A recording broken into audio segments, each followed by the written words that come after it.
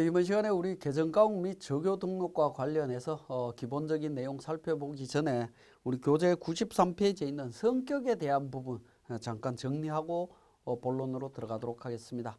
자, 계정과목에 대한 성격이라고 하는 부분은 계정과목의 특성을 의미합니다. 이러한 계정과목이 어떤 성격이냐, 대여금이냐, 예금이냐, 상각자산이냐, 차감계정이냐 뭐 이런 부분들을 표현하는 거라고 보시면 되겠습니다. 자, 대손충당 같은 경우에는 외상매출금에서 차감하도록 되어 있죠.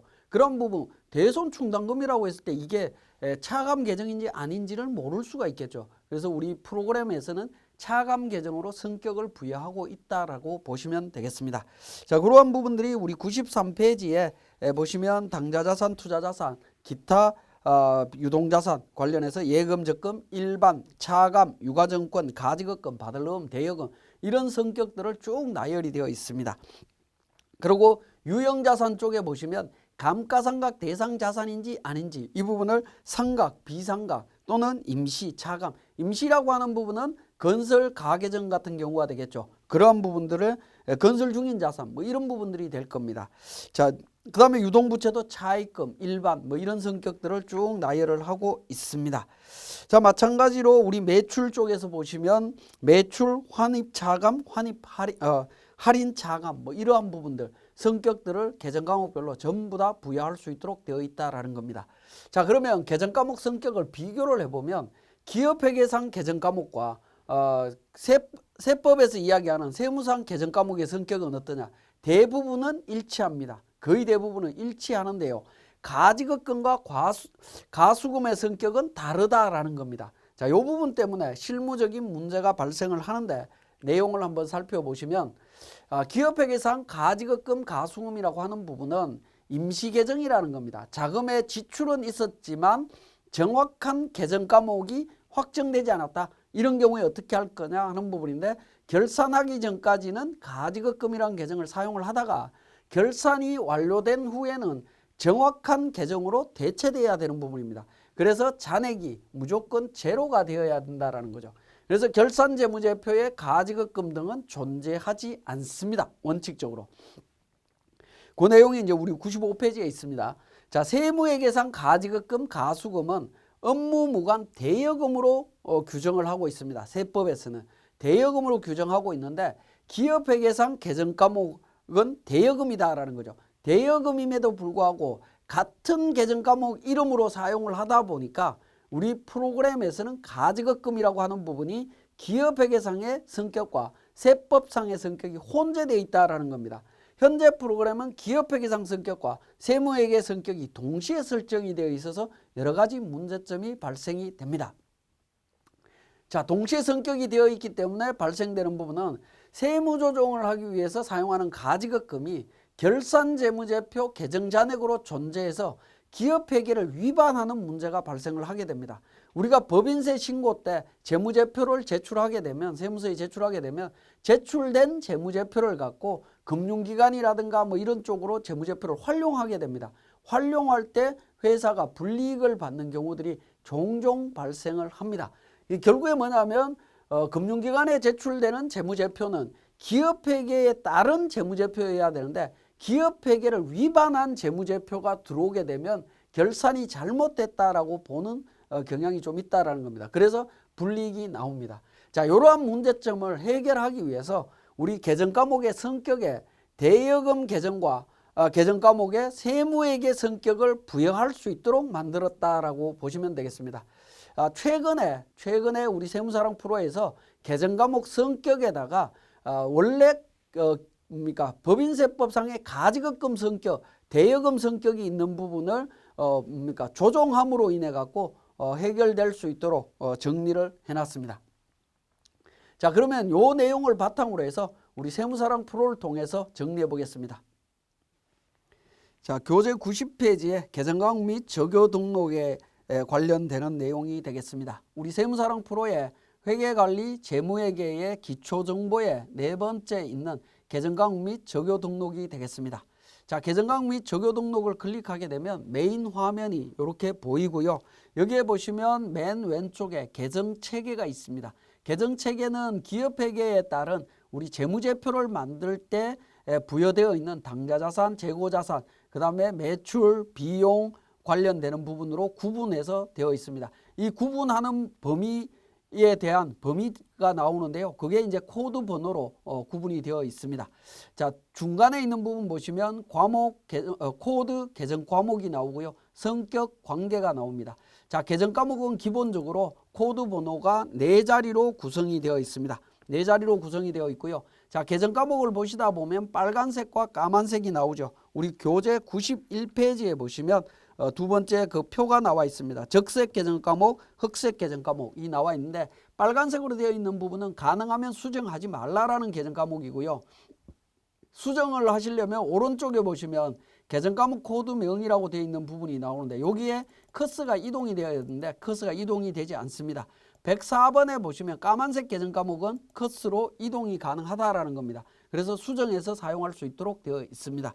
그래서 흑색 계정 과목은 필요에 따라서 변경해서 사용할 수 있고 빨간색은 가능하면 사용하지 못한다라고 보시면 되겠습니다. 그리고 계정 과목 코드 번호는 101번부터 해서 부여되어 있는데요. 4자리로 부여되어 있는데 이 부분을 6자리로 사용할 수 있습니다. 나중에 환경등록이라고 하는 부분을 제가 설명을 드릴 텐데 이 환경등록이라는 메뉴에 보시면 전체 탭에 계정 과목 자리수가 나오는데요. 4자리 계정 과목과 6자리 계정 과목 선택할 수 있도록 되어 있습니다. 기본적으로는 4자리 계정 과목을 사용을 하는데 만약에 6자리 계정 과목을 사용을 한다면 이렇게 된다라고 보시면 됩니다. 환경등록에서 6자리를 선택하게 되면 4자리를 선택할 때는 예를 들어서 복리후생비다라고 하면 0811번 코드를 사용을 하지만 6자리를 사용하게 되면 081100 복리후생비라는 계정이 대표 계정으로 만들어지면서 자, 그 밑에 081101번 원하시는 대로 등록을 하시면 됩니다. 복리후생비 중에 식대, 복리후생비 중에 건강보험료, 복리후생비 중에 고용보험료 이런 이제 복리후생비에 관련되는 계정 과목에 대한 세부 내역을 구분해서 등록하겠다라고 하실 때에는 6자리 계정을 사용하실 수도 있습니다. 6자리 계정을 사용하게 되면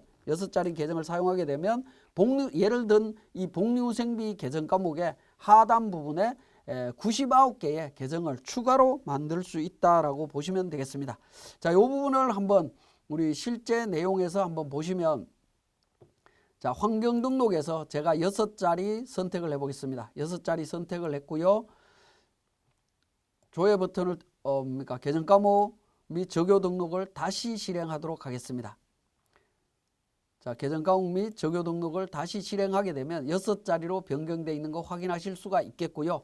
자, 8100번과 관련되는 부분 계정 과목 등록이 되어 있습니다. 그죠? 등록이 되어 있고요.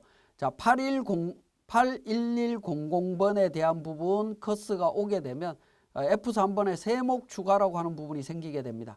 자, 세목 추가 클릭을 하게 되면 추가하겠습니까? 예라고 누르게 되면 4번째 이렇게 나옵니다. 앞에 지금 1, 2, 3번은 이미 등록을 했고요. 자, 복리에 다시 내용이 나오죠. 자, 이 부분에 대해서 추가적으로 등록할 게 있다면 복리후생비 중에 예를 들어서 병원 지원금이 있다라고 하면 병원 지원금보다는 생일 축하금이라고 하죠. 축하금 뭐 이렇게 등록을 하신다라고 하면 자, 81004번으로 복리후생비로 나간 부분들은 생일 축하금으로 그러니까 우리가 회사에서 직원들한테 생일 축하금이 나간다라고 하게 되면 예를 들어서 1년 동안 얼마가 나갔는지를 확인하고 싶다라고 하게 되면 이렇게 6자리로 관리하시게 되면 얼마가 나갔는지를 확인하실 수 있는 기능이다라고 보시면 되겠습니다. 그런데 우리 세무대리인들이 사용할 경우에는 이렇게 6자리로 사용하는 경우는 없습니다. 6자리로 사용할 일이 거의 없기 때문에 우리 환경등록에서 그냥 기본 코드인 4자리로 다시 원위치하도록 하겠습니다. 자, 계정 과목 및 적용 등록과 관련되는 부분 지금 설명드리고 있습니다. 자, 93페이지에 성격과 관련되는 부분 말씀을 드렸습니다. 앞에서 PPT를 통해서 자세하게 말씀을 드렸고요. 자, 96페이지에 가지급금과 관련되는 부분 제가 말씀을 드리도록 하겠습니다. 자, 우리가 기본적으로 134번에 있는 134번의 가지급금이 있습니다. 이 가지급금은 기업회계상에서는 임시계정이다라고 말씀을 드렸습니다. 임시계정인데 성격에서 이 부분이 가지급금으로 되어 있는데 이 가지급금으로 되어 있다라는 것은 성격이 법인세법상의 가지급금으로 인정이 되는 부분입니다.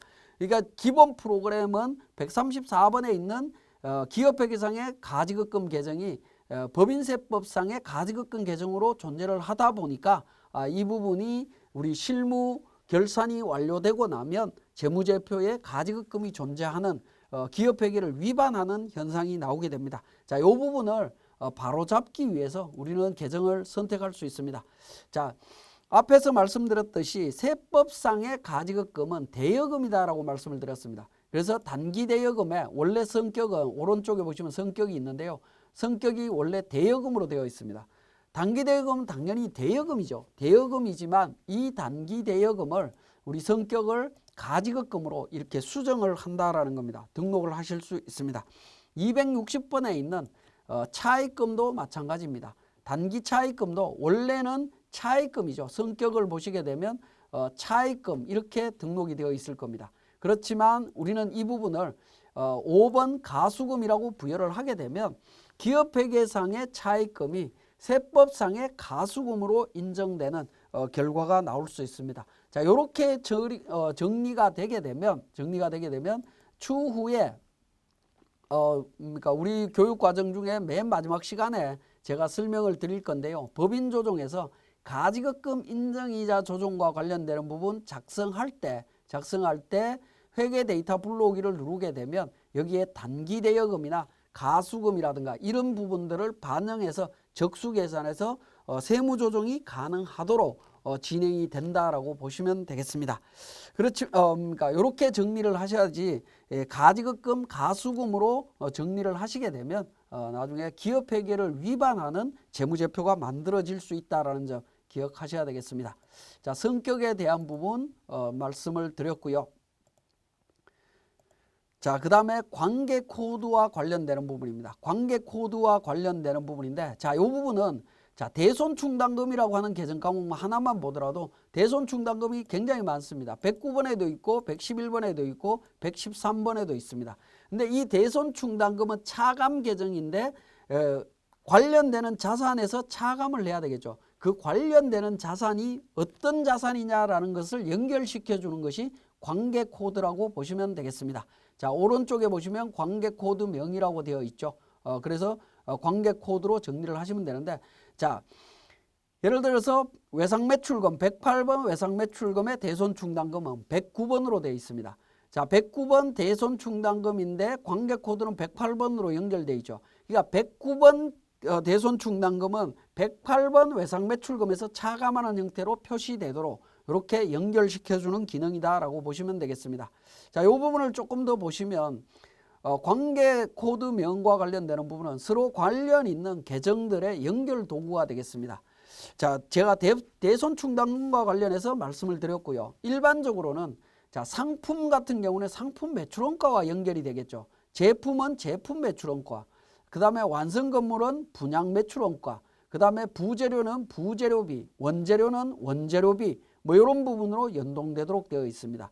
자, 이렇게 연결되는 부분들이 우리 계정 과목 및 조교 등록에서 관계 코드로 연결되어 있다라는 겁니다. 자, 상품 같은 경우 상품이 매출원가로 연계가 된다라고 말씀을 드렸습니다. 매출원가 451번입니다. 상품 매출원가는